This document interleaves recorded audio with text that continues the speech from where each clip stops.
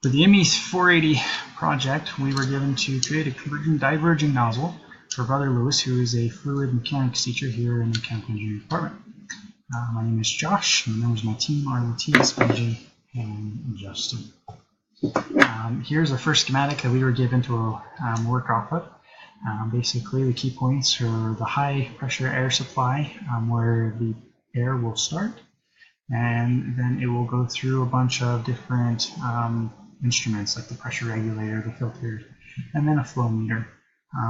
But the most important section of this is going to be the test section, which is actually the nozzle that we got to design. And the nozzle is a converging-diverging nozzle. So it's basically, and ours was 2D. And so basically, you have this, and we'll see it here in a second, but basically you send a higher supply into the left there. It converges down to the smallest point of the nozzle, which is called the throat, where it reaches Mach 1, and then as it increases, the nozzle towards the exit increases ever so slightly. You will get further up a higher Mach number, and so you're going faster than the speed of sound. And so here is our final product.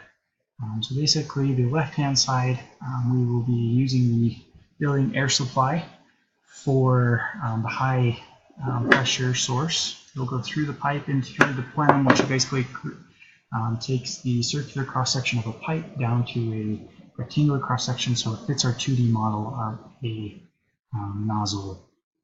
So we go through the converging part, and then it hits Mach 1 around the throat, which is the smallest part, and there right before the two middle bolts.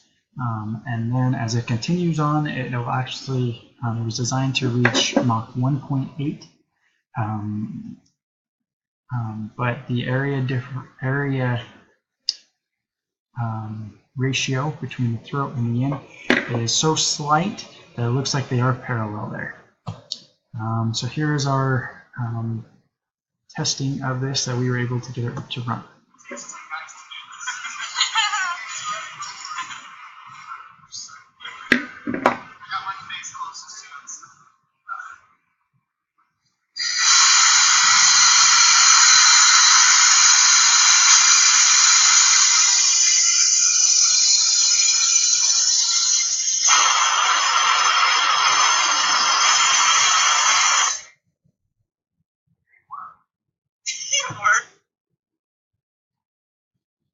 So thank you for looking at this with us. As far as we could tell, we did achieve the nozzle that Brother Lewis was looking for.